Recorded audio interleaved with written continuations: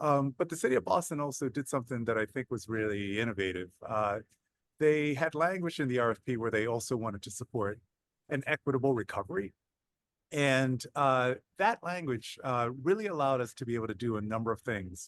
One is that, in our partnership with Heart+Mind, we were able to field a study of about 3,000 likely travelers across North America and 1,000 local residents, really looking at existing opinions about the city, and, some of what we found was that, the city's well known for the obvious things, but as we really started to dive deeper in terms of looking at everything from consideration sets to favorability, what we found was that, if you were white and had been to Boston and had had a great experience here, you thought of it as being the last stop before Shangri-La. And if you were Black and hadn't been to Boston, not only were you likely to view the city as either unfriendly or perhaps segregated or even racist, you oftentimes, knew someone who had had a bad experience here.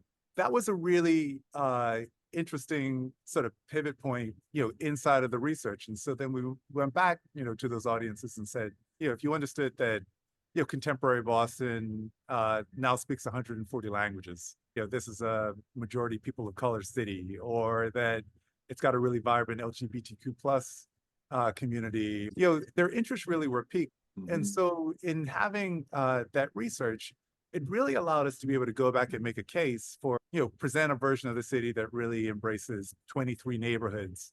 And so what we found was that it's been, sort of a refreshing reintroduction to the city, and in many ways, I think has really helped to fuel our competitiveness. And oftentimes, as you're socializing something that really does feel disruptive in some way, that you really need to look at how you can bring people along. And so the data story that you tell, both in terms of, existing sentiment, sort of looking where the gaps are, and the opportunities, and really sort of using that to reframe the problem or to set up or tee up what you've now done, Hmm.